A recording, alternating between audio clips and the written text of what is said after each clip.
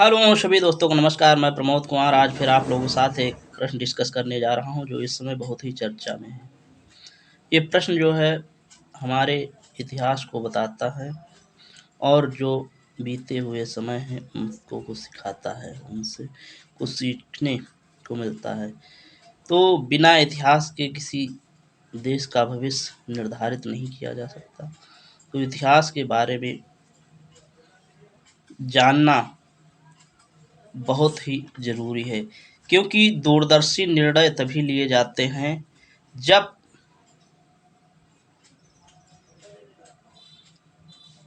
अंतः दूरदर्शिता और तर्क का परस्पर मेल होता है। जब अंतः ज्ञान और तर्क शक्ति का परस्पर मेल होता है तभी जो है दूरदर्शी निर्णय लिए जाते हैं। तो ये हमारे जो स्वतंत्रता संग्राम सेनानी या उसके बाद जो भी राजनेता रहे हैं उनकी दूरदर्शिता की वजह से हमारा देश आज इतने अच्छे मुकाम पे है।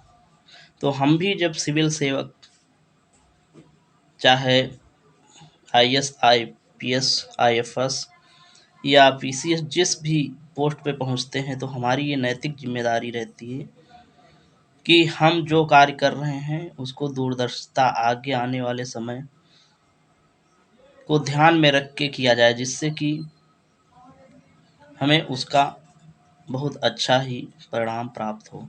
तो ये जो आज का प्रश्न है, ऐसे ही भारत के महान धुरंधर दिग्गज राजनेता जिनके नाम से पूरा भारत गौरवान्वित महसूस करता है उन्हीं के विषय में बताया गया है। तो चलिए स्टार्ट करते हैं। हैदराबाद सियासत को स्वतंत्र भारत में एकीकृत करने के साथ साथ कौन सा ऑपरेशन चलाया गया था?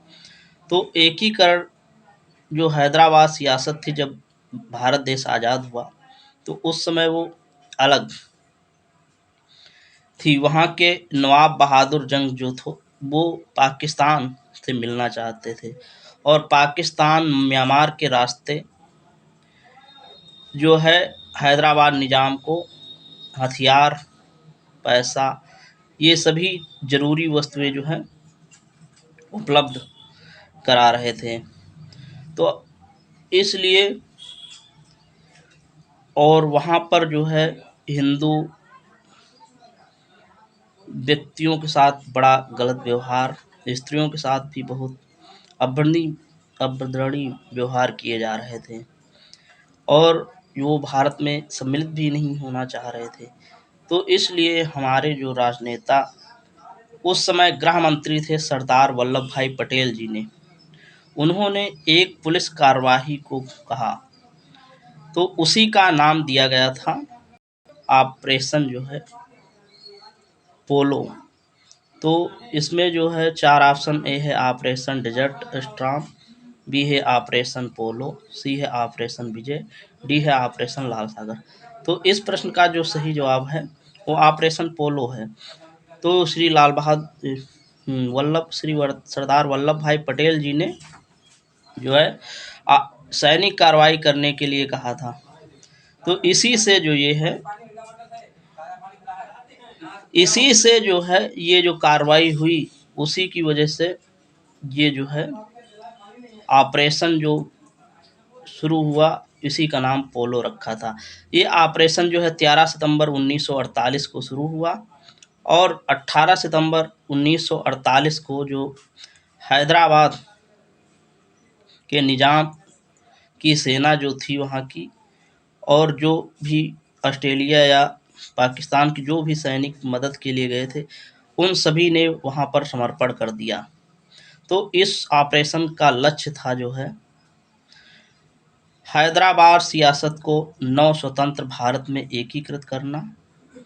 तो ये इसलिए चर्चा में हो गया क्योंकि अभी 13 सितंबर को ही 75 वर्ष पूरे हुए हैं इस कार्यवाही को, ऑपरेशन पोलो को 75 वर्ष। तो जब भी जो है 75 वर्ष किसी उपलब्धि के 10 वर्ष, 20 वर्ष, 25 वर्ष, 50 वर्ष, 75 वर्ष, 100 वर्ष पूरे होते हैं तो ये जो है, जो हमारे संस्थान है, यूपीएससी हो, यूपीपीएससी हो या यूपी ट्रिपल एससी, ये सभी जो है इन पे नज़र रखते हैं। जो तो वो क्वेश्चन ज़रूर उसमें पुट अप करते हैं। ये एक बहुत ही महत्वपूर्ण विषय रहता है। तो इस तरह जो हमारे दूरदर्शी नेता सरदार वल्लभ भाई पटेल जी ने जो है हैदराबाद को भारत में मिला लिया। इसी प्रकार है ऑपरेशन डेजर्ट स्टॉर्म। ये डेजर्ट स्टॉर्म 34 खाड़ी देशों का एक युद्ध था जो इराक नेता सद्दाम हुसैन ने कुवैत पे आक्रमण कर दिया था। इसी के क्रम में संयुक्त राष्ट्र गठबंधन बल ने इराक के खिलाफ जो है बहुत सारी सैनिक कार्रवाइयाँ की और ये जो है कुवैत को, इराक के नेता सद्दाम हुसैन पूर्व इराक से जो है कुवैत को बचा लिया। इसीलिए इसका नाम रखा गया है इराक की लड़ाई या डेजर्ट स्टॉर्म। फिर ऑपरेशन पोलो तो हैदराबाद से संबंधित था। फिर ऑपरेशन विजय है, ये जो है पाकिस्तानी जो सेना ने जो है 5 मई 1999 को 5 भारतीय सैनिकों को मार दिया था। तो भारत की तरफ से 10 मई 1999 को इसके विषय में कार्रवाई की गई और इसी कार्रवाई का नाम जो है ऑपरेशन विजय रखा गया। फिर है डी ऑप्शन, ऑपरेशन लाल सागर।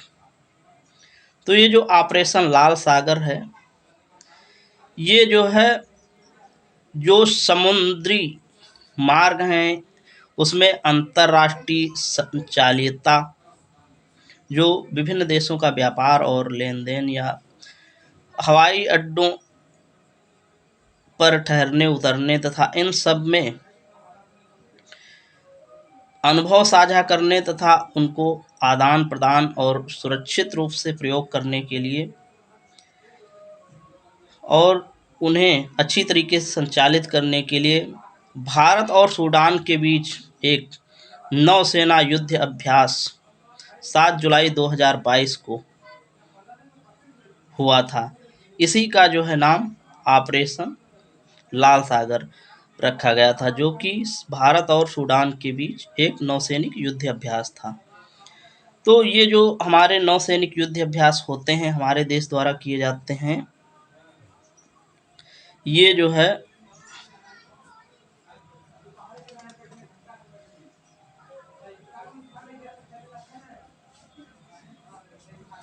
ये जो ऑपरेशन लाल सागर भारत और सूडान के बीच हुआ था, इसी तरीके से हर देश के साथ हमारे जो है युद्ध अभ्यास होते रहते हैं। तो इनका मेन मतलब है हम दूसरों की टेक्नोलॉजी को धारण करते हैं और अपनी टेक्नोलॉजी को उन्हें भी परस्पर प्रदान करते हैं, जिससे कि हमें जो समुद्री रास्ते हैं उनमें कोई बाधा ना आए और हमारा व्यापार या नौसेना परिवहन, हर चीज़ जो है वायु परिवहन, ये सभी चीज़ें जो हैं आराम से हो सकें बिना रोक टोक के। तो ये वीडियो आपको अच्छा लगा तो हमारे वीडियो को लाइक शेयर सब्सक्राइब करें और आप जो है थोड़ा इन वीडियो को सब्सक्राइब कर दिया करिए, क्योंकि ये बहुत अच्छे कंटेंट होते हैं। क्योंकि हम वही कंटेंट बनाते हैं जो किसी एग्ज़ाम के इर्द गिर्द या सरकारी सोर्स से प्राप्त होता है। तो इस तरीके के जो कंटेंट हैं बहुत कम ही लोगों के पास पहुंच पाते हैं। तो इसलिए इसका थोड़ा ध्यान रखा करिए और इसे थोड़ा शेयर कर दिया करिए, जिससे कि लोगों को अच्छा कंटेंट उपलब्ध हो और वो अच्छा ज्ञान अर्जन कर सकें, जिससे कि वो भविष्य में आगे बढ़ सकें। यही मैं आशा करता हूँ और आप लोग जो भी हमारी पढ़ाई को धारण करेगा वो अवश्य ही सफल होगा। क्योंकि जो हम कंटेंट देते हैं अगर आप उसको आप ऑटोमेटिकली स्वतः अगर उस पे थोड़ा रिसर्च कर लेंगे गूगल से या कहीं से, तो और आपका नॉलेज बढ़ जाएगा। क्योंकि वो जो हम सारी चीज़ें तो आपको उपलब्ध नहीं करा सकते, क्योंकि कम समय का वीडियो बनाते हैं। तो इसलिए जो कंटेंट देते हैं वो बहुत बेहतर होता है। उससे हर एग्ज़ाम में, चाहे जो भी एग्ज़ाम हो, क्योंकि हम पूरा टॉपिक ही वो कवर कर लेते हैं, इसलिए कोई भी एग्ज़ाम हो, चाहे यूपीएससी हो, चाहे यूपीपीएससी हो, चाहे जिस स्टेट लेवल का एग्ज़ाम हो, चाहे सेंट्रल लेवल का एग्ज़ाम हो, सभी में मतलब ये आपको अवश्य वो डायमेंशन बदल सकती है, लेकिन जो है क्वेश्चन के आंसर उसी टॉपिक में सारे मिल जाएंगे। क्योंकि जो हम आपको डिस्कशन, जिस हिसाब से हम क्वेश्चन को डिज़ाइन करते हैं, उस हिसाब से कोई क्वेश्चन को डिज़ाइन नहीं कर सकता है, क्योंकि ये बहुत ही टिपिकल काम होता है। जैसे इसी प्रश्न में देख लीजिए कि 4 ऑपरेशन हैं, अगर आपको इनके बारे में हल्की भी जानकारी है, तो अगर किसी क्वेश्चन में आप फँस रहे हैं, तो आपको अगर ये 3 पता हैं या 4 पता हैं, तो आप इसमें से ये चारों जानते हैं, तो आपकी संभावना बढ़ जाती है किसी क्वेश्चन को करने की। तो ये बहुत ज़रूरी है कि आप लोग हमारे जो वीडियो हम बनाते हैं, उसके कंटेंट को गूगल पर सर्च करके अच्छे से पढ़ाई करें।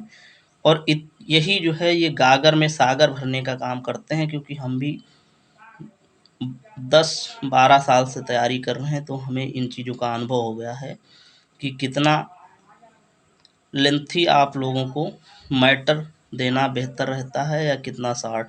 क्योंकि यूपीएससी हो, चाहे जो भी आजकल एग्ज़ाम है, बहुत स्मार्ट एग्ज़ाम हो गए हैं। इनको क्रैक करना इतना आसान काम नहीं है।